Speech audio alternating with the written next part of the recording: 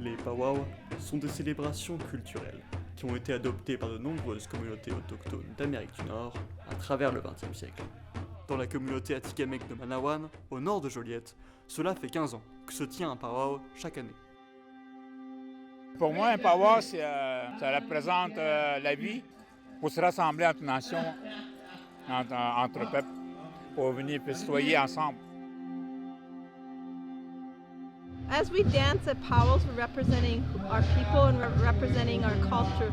So it's a way of us to heal ourselves, but it's also a way of connecting and keeping grounded. It gives me that place to represent my culture and keep it alive, and especially for these young children, for them to realize how important it is to be Aboriginal people and being proud of that culture. So by having powwows and gatherings, we're able to keep that alive and pass it on to these younger generations.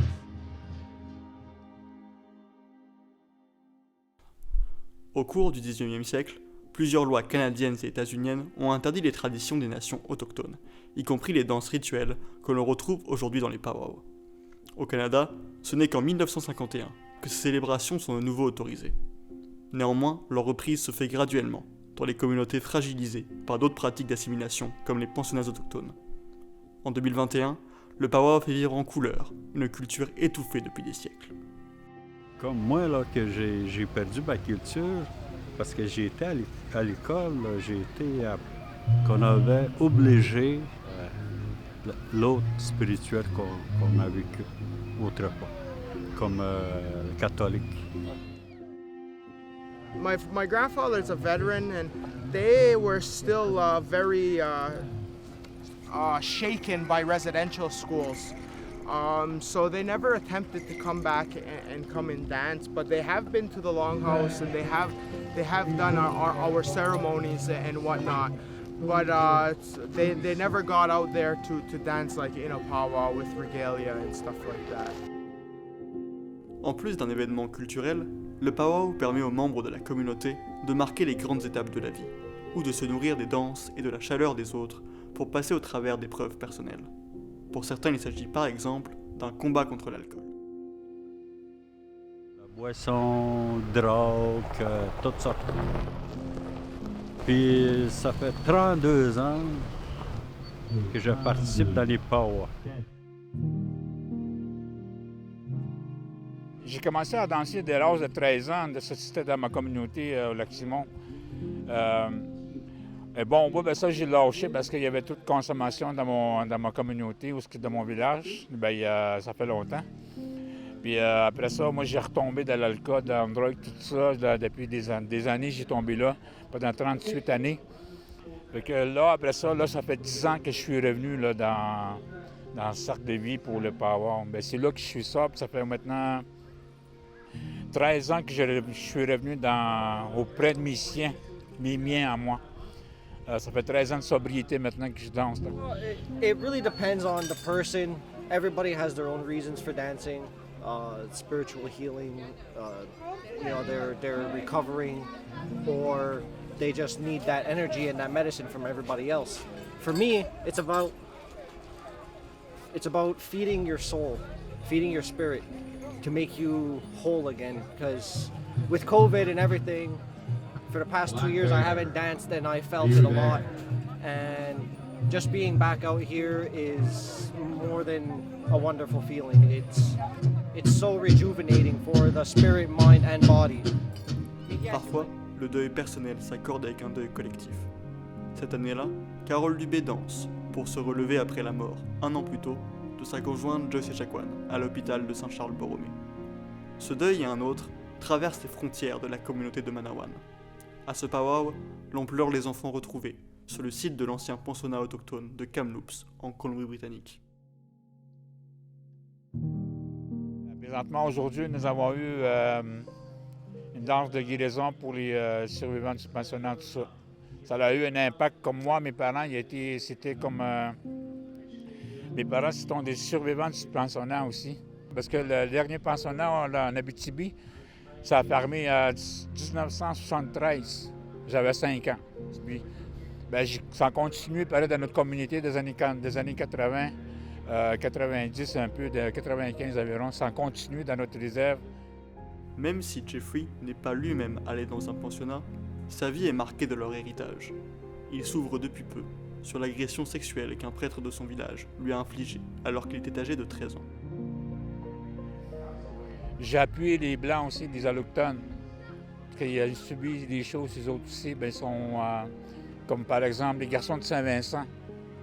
Ça, c'est une histoire que ça m'a touché il y a quelques années d'un garçon qui a été abusé sexuellement d'un prêtre. C'est là que ça a commencé à me ouvrir, moi aussi, quand j'ai vu le film de ça. Puis que c'est là que je suis en plein de travail, là. Et on vous accueille aussi, vous, les Blancs, les Autochtones.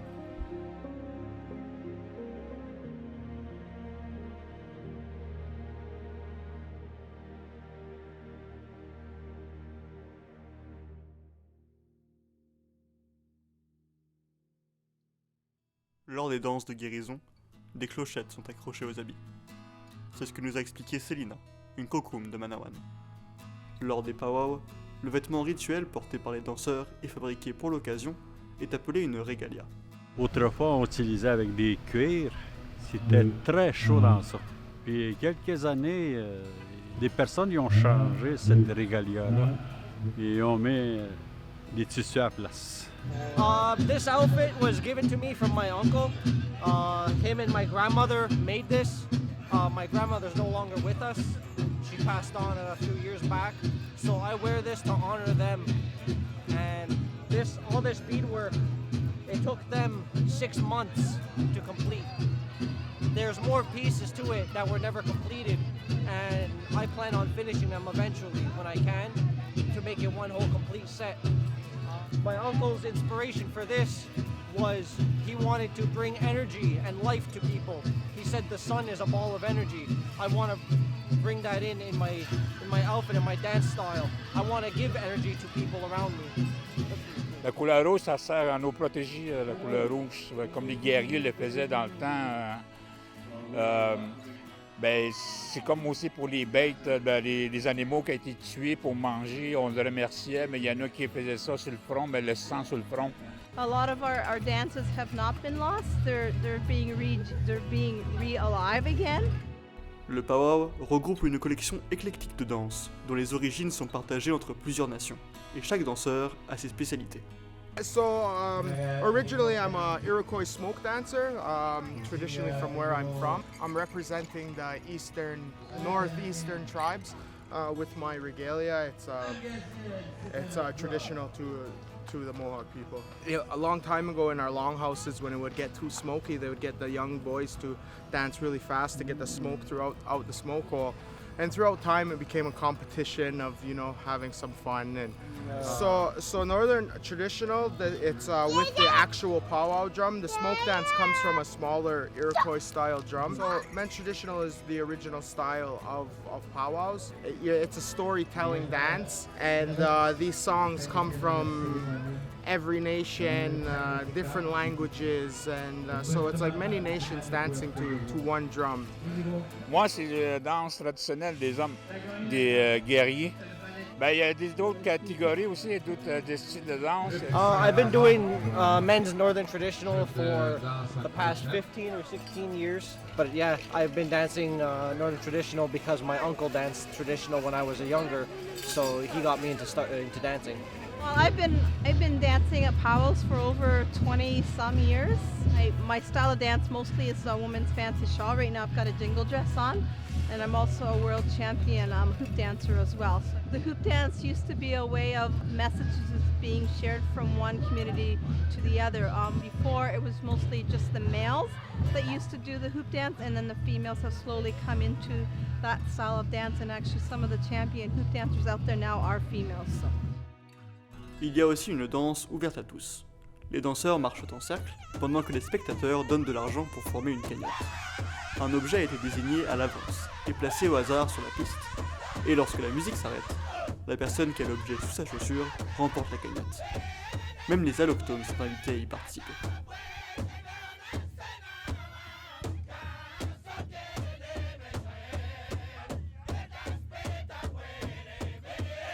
Pour découvrir l'histoire de Manawan, un documentaire en 2 parties est disponible gratuitement sur le site de l'ONF. Nous vous invitons également à consulter la collection d'œuvres de Wapikoni, un studio ambulant accompagnant les membres des Premières Nations dans leur création audiovisuelle. Nous remercions encore la nation Atikamekw et la communauté de Manawan pour son accueil. Miigwech.